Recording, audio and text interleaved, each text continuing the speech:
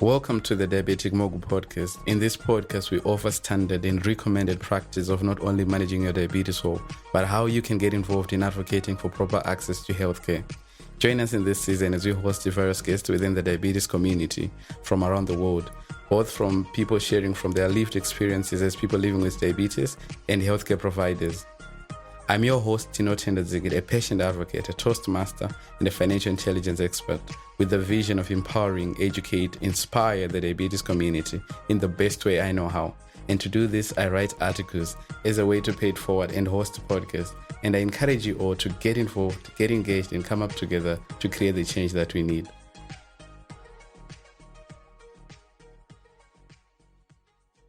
Welcome to this podcast. I'm honored to be hosting two beautiful voices from the diabetes community who have been the greatest part of the Diabetic Mogul podcast. Always you see that Caro is sharing the feedback. Susanne is always doing the same, cheering me up. That has been great. So if you could kindly introduce yourselves to the audience, that would be great. My name is Caro. I'm part of the German Looper community and part of the dedoc voices. I'm very, very honored to be on this podcast today. I'm a Looper for about 5 years, and I've been living with diabetes for about 36 years now. So extremely happy and honored to be here today. Thank you. We could go to Susanne.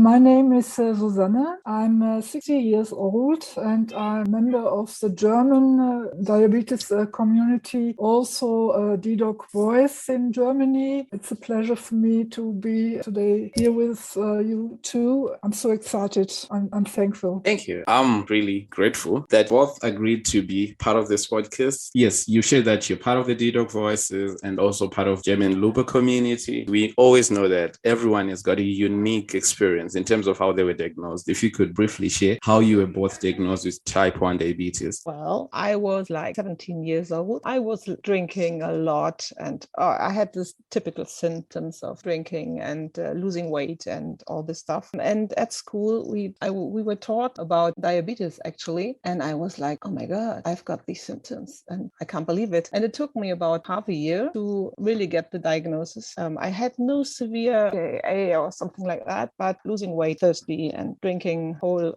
lakes of water. Through this teaching and school, I just realized that could be my problem. And in fact, they made the test and it was like type 1 diabetes. And I got very quickly to a very special doctor who treated me right and got me on syringes. And at that time, very fixed plan of eating at special fixed hours, eating fixed amounts of carbs, and it was very strict. I was 38 years old when I get the diagnosis. It was very late for type 1, so it was a big surprise for me and for the doctors. I felt not very well at the time when I got diagnosed. Was in hospital. The good thing was I had a great advantage in my diagnosis time. I have two friends who lived with type 1 diabetes for a long time. Both of them supported me a lot, and I already had a lot of knowledge right at the beginning, and that helped me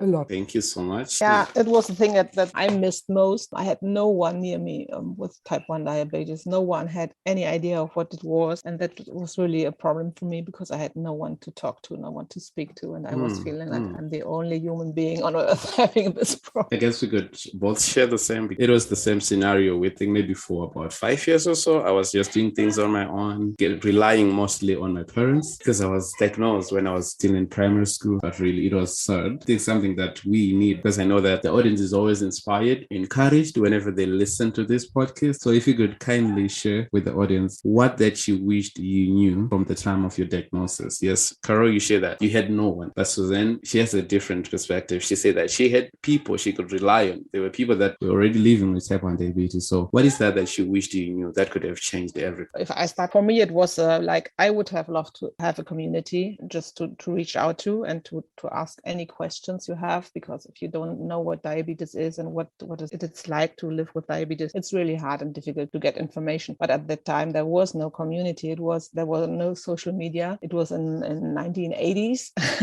Yeah, that thing I missed the most. Yeah, I felt really alone, and I wish I had a kind of community to reach out to. I've made the experience that not all doctors are well versed in diabetes, and I would have to have known that at the beginning. I will kindly request the both of you to educate the audience on the state of care of diabetes in the first world countries, such as Germany, in terms of access to diabetes, technology, and insulin. Okay, that's a bit difficult. In Germany, especially in Germany, because other higher income countries may have different rules, but people are mostly covered well with all diabetes supplies needed. Health insurance covers costs for insulin and all further needed supplies. There are two different insurance systems. There's a private one and a statutory health insurance. It depends on your job, which insurance you get, and on your income. Statutory insurance is the normal one. So it covers almost everything. You have to just pay 10% of the price of the product. The doctor prescribes you whatever you need and you go to the pharmacy and get it. And you have to pay like 5 or 10 euros. For example, if you get 300 milliliters of insulin, for example, it costs about 125 euros, and you would have to pay 10 euros by yourself, and the rest will cover the insurance. Pumps and CGMs are mostly covered by both insurance systems, although you sometimes have to argue and fight to get the technology you need. Sometimes the insurance is just like, you don't need it. What do you want it for? And if you argue well enough and good enough, and especially if you have bad values, bad outcomes, then you easier get technology than if you are in a good state. So this is a bit weird. Yeah, that is my information about it. Thank you. I don't know if Susanne could also share something about it additionally. Caro explains that perfect. I have nothing to add. Wow, thank you so much. Considering that some of us, like so many communities, or almost a greater margin of the international diabetes community, is disempowered with inadequate healthcare systems. So may you kindly share that one thing our communities should emulate or copy from the German community? Well, I can begin at this point. Same, Caro said, with statutory health insurance in Germany that pays for the medical treatments and for drugs referred by the doctor. Only a small co-payment is to pay it for yourself, and people with little money can be exempt from this co-payment under certain conditions. You're incredible. I don't know if Caro could want to add more on what you said. Well, it's just perfect. The coverage of most basic things is granted for everyone. This is the thing that should be copied worldwide, that everyone gets at least the basic treatments, not only for diabetes, for all of our problems, should just be granted for everyone thing. Definitely, I would support that idea as well, because there are so many other communities now coming up to advocate for things that we need, but then the voice is not really, we are not united because only a few people are doing it. You ladies, you are both dynamic voices, and everyone listening, or everyone that is going to listen, could be somehow inspired just by listening to the sound of your voices. So may you briefly explain to the audience the meaning of the trending hashtag, nothing about us without us? Yeah, a very important thing for people living with diabetes and any chronic disease. Healthcare professionals and doctors talk about things they mostly don't experience themselves. By studying and learning from books, you will never get the feelings and the perspective of the person living with a disease. So it's necessary or even mandatory to listen to us, to ask us, and to try to look behind the scenes. It's not all about numbers and HbA1cs or time in range. There are a lot of more issues. Mental health is always on board if we talk of chronic disease. So we are thankful to the dedoc voices and Bastian Haug, who makes it possible that patient advocates get access to conferences where normally no patients are admitted. Here we get the chance not only to listen to the researchers and speakers, but to raise our voices and talk to them and share opinions and points of view. Especially if technology is being used, only the one who uses the technology will be able to tell which feature is missing or what needs to improve regarding usability, etc. And the fight against stigma terrorizing our voice is crucial. Here we need to shout out loud for people when healthcare professionals talk, or for example, non-compliant patient. It can't go on like this. So we have really to raise our voices to improve these things. I'm touched, really. How is both your involvement with the dedoc voices impacted on your advocacy as you continue to pay it forward? I was able to network very well. It's good and so great to know so many dedicated people around the world to fight together for our interests. Yeah, I subscribe that. dedoc voices for me did two things. Made me personally stronger, and I'm at least trying to become more self-assured, to fight for diabetes awareness. Yeah, it makes me really feel humble, and I'm always impressed. There are so many wonderful voices doing amazing and inspiring jobs within the diabetes community, including you, especially you. And the access to congresses like EASD ISPAD and ATDD, either in virtual or in person, is an experience I don't want to miss. I learned so much and could connect to so many voices from around the world with so different projects. It opens up a whole new world, and it's just overwhelming. Well, thank you so much for sharing that. I could also share the same because I'm also part of the dedoc Voices, and it's an honor to be part of such a network, a growing network with amazing voices that are always doing things in a different way, impacting the international diabetes community. That is amazing, and it's encouraging. It goes without saying that the international diabetes community is quite diverse. Our disparities are unique, but we all can agree that millions are always found wanting. Hence, we have to continue advocating in our own ways, as we always do. Now, if we could urgently advocate for one thing, for a quick change, what should we advocate for as a one voice? There's no other point to advocate for as just insulin for all, and if possible for free. It's just crucial to get the basic insulin to save life, people, and to save life. That is what is absolutely crucial, and there's no other point. So we could further on advocate for access to technology wherever needed, but insulin for all is just the sentence that needs to be put. Yes, I agree. We need insulin for all. We need free medical systems all over the world. Everybody must have the best therapy for the diabetes. Thank you so much for sharing that. So, Advocate Caro, what is your role in the open source Looper community? Yes, I started the community in Germany as I started to build my own loop, which is pump and CGM and all connected and delivering insulin automatically. As I had no one to ask, I had no instructions how to do it. So I organized some Looper meetups just to get help for myself, as there was no instruction yet. In the meantime, there are a lot of how to read and to get manuals to get it started. At the time I started, there was nothing. So this was my point to start. People, meet me, please, and help me.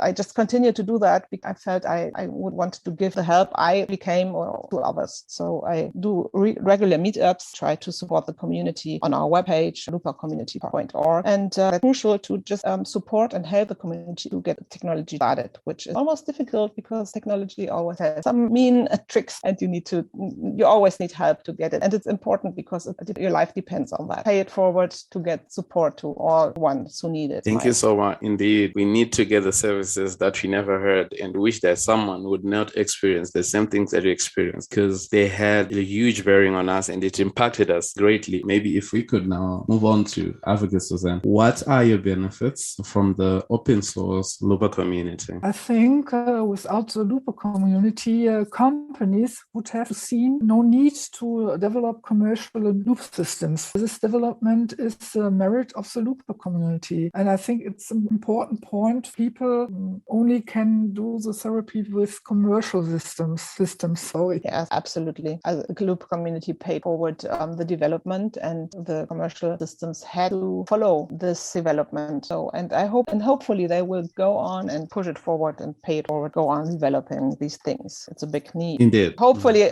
and hopefully it will reach all countries around the world and not only the high income countries. That's still a problem. Oh, that would be amazing. Maybe suddenly we'll have those things as we continue to do what we do, paying it forward and involving other communities that might be in need. For example, the Ukraine community, as it is, that greatly in need, and so many parts, so many communities, they have joined hands, and that is encouraging. That is important, really, what they've done already. All right. Now, from your perspective or your perception, do you think that the world is a safer place with regards to our healthcare system, considering how the pandemic took us by surprise? This is a difficult topic. You should look at it independent of the pandemic situation. Globalization is a problem that makes us dependent on countries like China or Russia, or everything's difficult in these times. But every country should be able to keep certain supplies in their own hands of production, even when the price is higher then. So to provide things to the people in need when pandemic and wars rumble around. On the other hand, the world has to stand together as one world regarding medical supplies and equipment. It would be the goal. Just the whole world would care for each other and make medical supplies available for everyone, unless pandemic, whatever comes around in these days. Yes,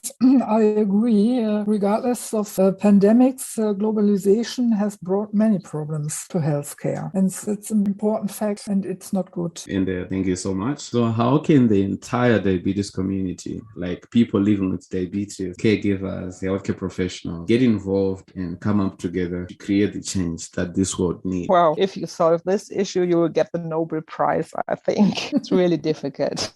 It's all about money. We need to fight for the reduction of insulin prices, just like Banting meant it to be, by raising our voices. You personally just do the most amazing job on this. So we need to pay this forward and fight together for all of this. Yeah. I only can agree to what Caro said. It's a point. Wonderful. So briefly, what would be your words of advice to the audience, the people listening? Well, let me begin. Become a part of the diabetes community and diabetization. Within international solidarity, we can make a big difference. If possible, please support T1 International or Insulin for Life in its great work. That's my message. Yeah, cool. I will subscribe that too. My steady advice to everyone personally is always the same. Stay curious for whatever comes up. The quote of Marcus Tullius Cicero: never start to stop and never stop to start. So raise your voice and pay it forward and look for support in the community. I don't know what to say. So thank you so much for your greatest contribution on this podcast. It's going to be special because we had a panel discussion. So, and I like the last point that you shared, Caro, to say never stop to start and never start to stop. And also, thank you so much, Advocate Susanne, for mentioning T1 International. So thank you so much for being part of this podcast. If there isn't anything you would need to say once more. I need to say something. I have to thank you for all your work you do and all the things, and your voice is so loud and you are so powerful. So thank you so much for having us in discussion, and thank you so much for all the things you do and all the videos and podcasts you make. They are absolutely amazing. They have an impact. Just always go on, pay it forward, and stop being so humble. You are just amazing. I'm out of words. Thank you so much. I don't know what to say. So yeah, I'm grateful really. So, and yes, we are good together and we're stronger together because we always say there's nothing about us without us, and we'll continue to pay it forward. Thank you so much. A huge thanks to our wonderful panelists for being the first to do this with us in this podcast, Advocate Caro and Advocate Susanne. Great experiences shared here, and our audience can learn from these extraordinary perspectives of our dynamic voices within the international diabetes community. International solidarity is encouraged. We are also reminded to never stop to start and never start to stop. We need to continuously advocate for insulin for all. A big shout out goes to dedoc Voices, T1 International, Insulin for Life, Life for a Child, to mention but a few. Special thanks goes to our audience. If you're new here, welcome to our channel. And if you're a usual listener, thank you for your unwavering support. Let's get involved, get engaged, and come up together to create the change that I need, the change that you need, the change that we need. Thank you for being part of this growing network. And until next time, goodbye. Thank you.